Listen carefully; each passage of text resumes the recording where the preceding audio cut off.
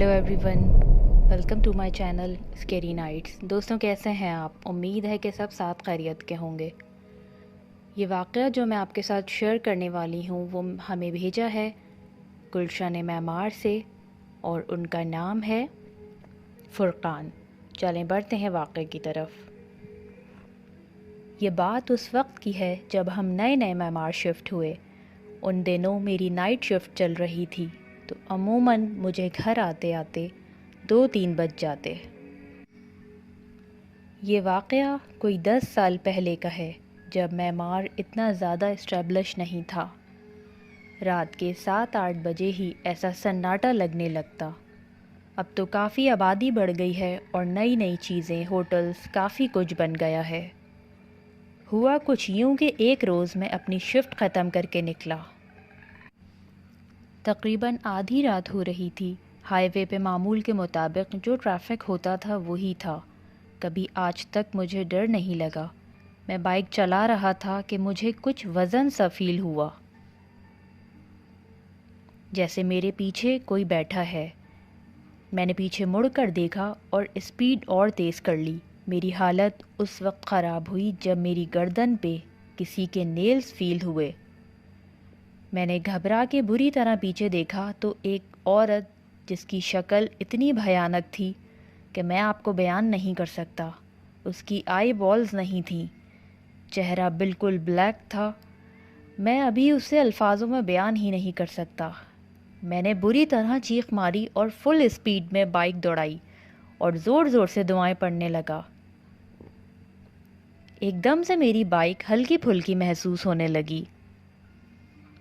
अभी कुछ सांस बहाल हुई थी कि अचानक रोड पे सामने मुझे वही औरत दिखाई दी, मेरे बिल्कुल सामने। अभी मैं ब्रेक लगा ही रहा था कि वो मेरे सामने बाइक के आर पार हो गई। उस वक्त मेरी हैरत की इंतहा नहीं थी। बस मैंने किस तरह ख़ुद को संभाला और बाइक की स्पीड 100 से भी ज़्यादा कर दी। आगे मेरे घर के करीब एक छोटी सी शॉप थी, वहीं जाके बाइक रोकी।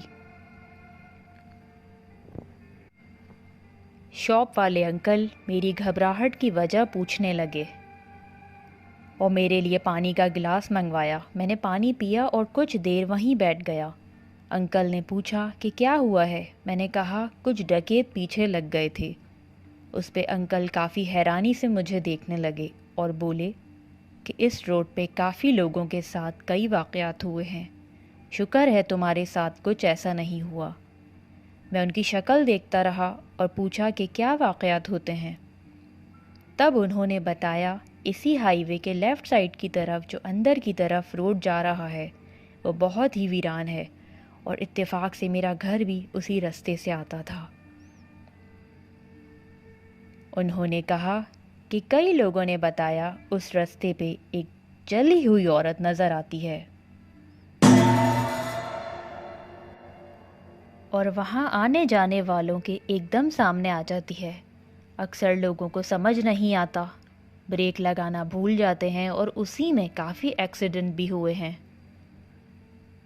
सुनने में आता है कि इस रोड पे ये औरत जल के मरी थी। यहीं इसका एक्सीडेंट हुआ था और इसकी कार में आग लग गई थी और आसपास के लोग देखते रहे, किसी ने उसे बचाने की कोशिश नहीं की। शायद इसी वजह से वो हर किसी को परेशान करती है। अक्सर लोग जान से हाथ धो बैठते हैं। ये सब सुनकर मेरी हालत और ज़्यादा ख़राब होने लगी। जैसे तैसे मैं घर पहुंचा। मेरी आदत थी घर पहुंचकर कुछ देर ड्राइंग रूम में बैठता, पानी वगैरह पी के फिर अपने रूम में जाता। उस वक्त सब घर वाले सो चुके होते थे। अब जब मैं घर पहुंचा तो ड्राइंग रूम की लाइट ऑन थी। मेरे घर का नक्शा कुछ यूं था कि गेट से अंदर आते ही लेफ़्ट साइड पे बड़ा सा लॉन था।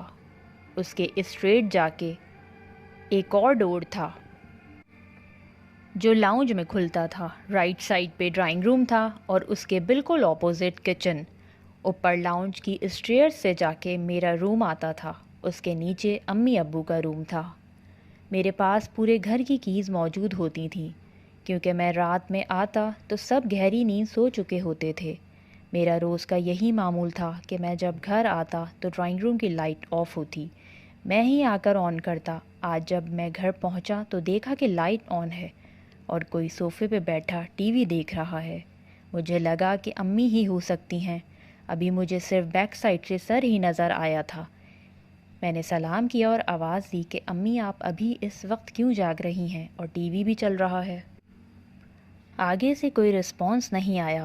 میں نے اب قریب جا کے ان کے کندھے پہ ہاتھ رکھا۔ جیسے اس نے منہ موڑ کر دیکھا تو میری تقریباً جان نکلنے والی تھی۔ یہ وہی عورت تھی جو ہائی وے کے سنسان روڈ پہ ملی تھی۔ اب وہ میرے ڈرائنگ روم کے صوفے پہ بیٹھی میرے بالکل سامنے تھی۔ میرا ہاتھ اب بھی اس کے کندھے پہ تھا۔ میں نے ہمت کی اور تیز آواز میں قرآن پڑھنا شروع کیا۔ اس نے ایک زوردار چیخ ماری اور وہاں سے غائب ہو گئی۔ اس کے بعد مجھے کچھ یاد نہیں، میں بے ہوش ہو چکا تھا۔ فجر کے وقت میری والدہ اٹھیں تو دیکھا ڈرائنگ روم کی لائٹ جل رہی ہے۔ ان کی عادت تھی وہ ڈرائنگ روم میں ہی نماز پڑھا کرتی تھیں۔ جب وہ ڈرائنگ روم میں آئیں تو مجھے بے ہوش پایا۔ اسی ٹائم سب گھر والے آ گئے اور سب نے مل کے مجھے بیڈ پہ لٹایا۔ ڈاکٹر کو فوراً بلایا تو ڈاکٹر نے کہا کہ مجھے بہت سخت بخار ہے اور کچھ میڈیسن دی اور 3 دن تک کھانے کا بولا۔ مجھے جب ہوش آیا تو حالت ایسی تھی کہ کچھ بولا نہیں جا رہا تھا۔ میرے ہاتھوں پہ کئی نشان تھے، جگہ جگہ نیل بھی تھے اور جسم میں شدید درد تھا۔ میں نے بہت مشکل سے گھر والوں کو یہ سب بتایا۔ ابھی میں بتا ہی رہا تھا کہ مجھے سامنے چیئر پہ وہی عورت دکھائی دی۔ میں نے بری طرح کانپنے لگا اور خوف سے پھر سے بے ہوش ہو گیا۔ سب بہت پریشان ہوئے کہ یہ ڈاکٹر کا معاملہ نہیں لگتا۔ میرے ماموں جو کہ روحانی علم جانتے تھے، انہوں نے میرا علاج شروع کیا۔ علاج کے دوران مجھے وہ مخلوق بہت اذیت پہنچاتی، بہت مارتی، بہت تکلیف دیتی اور میں یہی کہتا کہ میرا علاج روک دیں۔ امی نے ماموں کو کہا میں اپنے بیٹے کو تکلیف میں نہیں دیکھ سکتی، آپ اس کا علاج بند کر دیں۔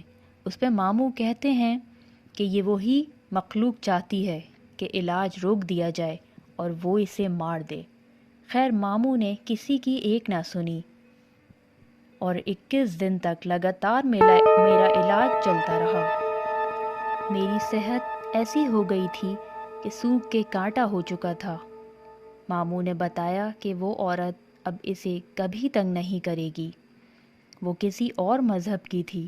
ماموں نے اسے کلمہ پڑھا کے مسلمان بھی کیا اور اس سے یہ وعدہ کیا کہ ہر جمعرات کو سامنے جو نیم کا درخت ہے اس کے نیچے حسب توفیق جو ہو سکے گا وہ ہم رکھیں گے۔ ماموں نے امی کو یہ سب سمجھایا کہ اس پیڑ کے پاس مٹھائی، گوشت، دودھ، ہڈیاں یا جو بھی کچھ جنات کی غذا ہوتی ہے وہ لازمی رکھنا ہے۔ میری جان بچ چکی تھی، امی کو اور کیا چاہیے تھا۔ انہوں نے کہا میں ایسا ہی کروں گی۔ اب میری طبیعت بہتر تھی۔ میں نے وہ نائٹ شفٹ والی جاب بھی چھوڑ دی اور اس رستے سے لیٹ نائٹ گزرنے سے بھی پرہیز کرنے لگا۔ میری والدہ اب ہر جمعرات پابندی سے پیڑ کے نیچے کچھ نہ کچھ کھانے کا لازمی رکھتی اور کچھ ہی سیکنڈ میں جب دوبارہ دیکھتی تو وہ کھانا وہاں سے غائب ہوتا۔ خیر وہ جو کوئی بھی مخلوق تھی، اس کے بعد اس نے ہمیں کبھی بھی پریشان نہیں کیا۔